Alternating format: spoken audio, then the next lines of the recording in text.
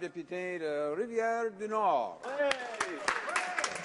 Merci, Monsieur le Président. Je vais partager mon temps avec la députée de Halifax. José se lève le matin, tôt. Elle amène son enfant à la garderie. Elle travaille dans un supermarché. Ça fait 15 ans qu'elle travaille là. Elle n'a pas de fonds de pension, elle n'est pas syndiquée. Roger, mon voisin, se lève à 5h30 du matin. Saint-Jérôme, il embarque dans son auto. Avant, il travaillait pour Air Canada. Il a été transféré à Aveos. Aveos a fermé. Et là, il est obligé de partir de Saint-Jérôme, d'aller travailler dans l'est de la ville. Il fait 1h30 de transport tous les matins.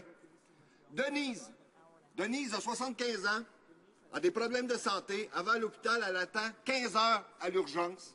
Elle a des difficultés à obtenir les soins de santé pour lesquels qu'elle a besoin. Elle n'a pas de soutien à domicile. Pendant ce temps-là, que fait le Parlement? Que font ces gens-là devant moi, à côté de moi, qui ont été élus pour diriger ce pays? On discute de personnes qui ne sont pas élues, qui utilisent les fonds publics, qui utilisent largement les fonds publics à des fins d'une manière illicite.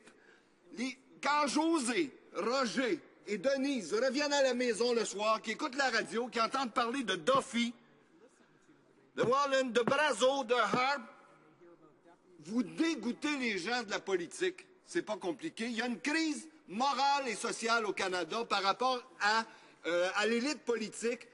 Ça commence dans nos municipalités. Les gens sont dégoûtés de la situation des municipalités. Ils sont dégoûtés au provincial et au fédéral, on est en train de les dégoûter par-dessus la tête.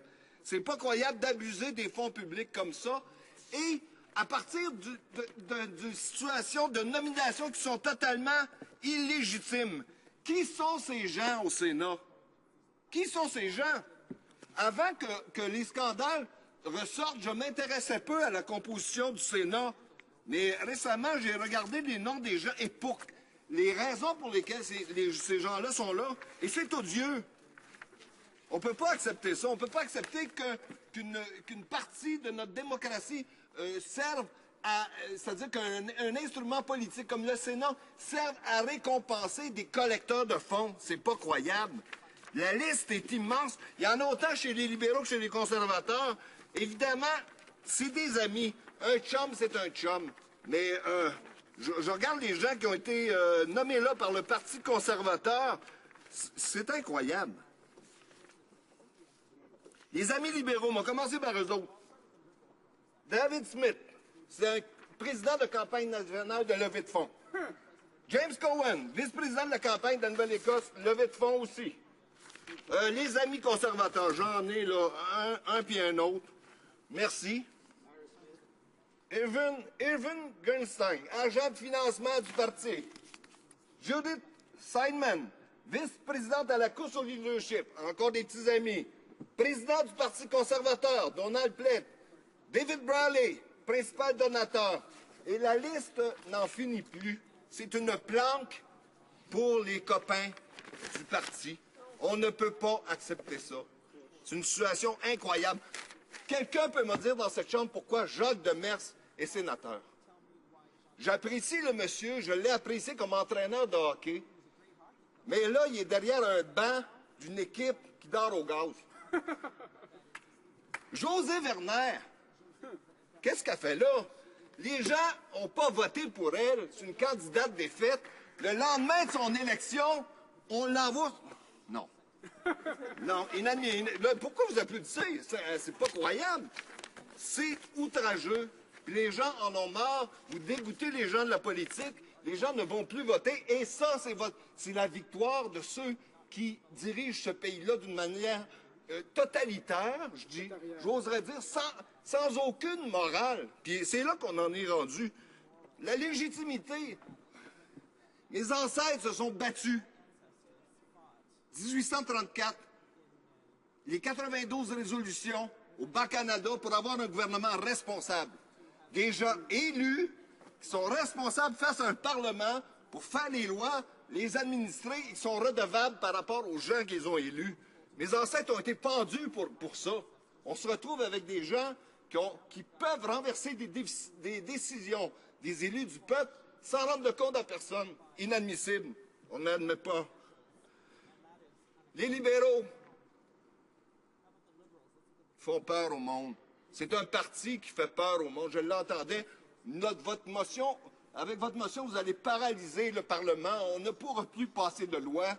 Ils ont passé les 30 dernières années à faire peur au Québec, puis à faire peur au reste du Canada aussi. Je n'accepte pas ces gens-là qui se lèvent, qui tentent de nous ridiculiser quand, fondamentalement, c'est eux qui sont ridicules aux yeux de l'histoire, qui nous ont enfoncé une Constitution dans la gorge, sans que la Constitution n'a pas été encore signée par le Québec. Puis là, on nous dit que c'est inconstitutionnel, puis et blablabli, et blablabla. Quel respect qu'ils ont eu pour la Constitution, pour le processus démocratique de l'approbation en 82? Zéro, il n'y en a pas eu un. Je m'emporte, M. le Président, mais je pense que les choses doivent changer. Quand on parle de bénévolat, depuis les 15 dernières années, j'ai travaillé avec des hommes et des femmes d'exception dans le milieu communautaire, des centaines de personnes qui s'impliquent quotidiennement pour faire avancer des causes dans lesquelles ils croient, pour aider les femmes violentées, des groupes de femmes, des banques alimentaires, des centaines de personnes qui, à chaque jour, vont donner dans les banques alimentaires du temps pour aider les gens en situation de pauvreté et d'exclusion. On me dit que la cause politique ne pourrait pas attirer des gens à faire du bénévolat pour améliorer la situation du pays. J'en crois rien. J'ai vu des gens travailler avec acharnement pour faire des levées de fonds, d'aller dans les hôpitaux, d'aller dans les écoles pour donner du temps pour les enfants. Pourquoi ce bénévolat-là ne serait pas acceptable en politique? J'ai vu des gens s'impliquer pour protéger des milieux humides, pour lutter contre des projets d'exploitation du pétrole qui menaçaient les milieux ambiants. J'ai vu des bénévoles qui s'impliquent dans les organisations sportives à travers le pays. C'est pas une idée ridicule de penser que les sénateurs ne seraient plus payés. Moi, c'est une idée qui me plaît bien. Et quand on parle de la formule d'amendement, il faut se rappeler que c'est Trudeau et Chrétien qui ont rapatrié la Constitution sans l'aval du Québec, évidemment, et qui nous ont imposé une formule d'amendement qui est inapplicable. Ils ont cadenassé la Constitution. Puis là, maintenant qu'on veut tenter de faire des réformes, ils nous ressortent le fait qu'il faut avoir l'aval de 50% de la population. Merci, M. le Président.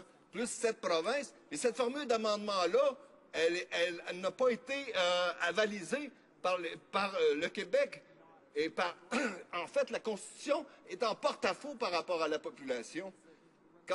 Est-ce qu'on a ratifié cette Constitution-là au niveau national?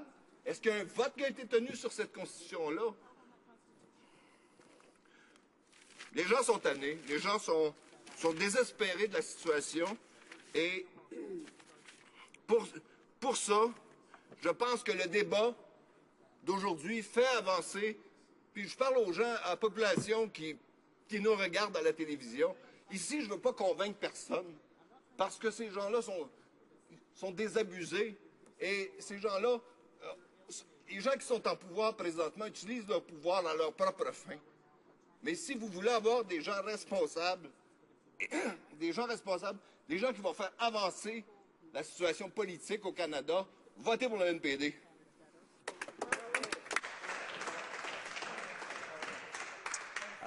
Before we go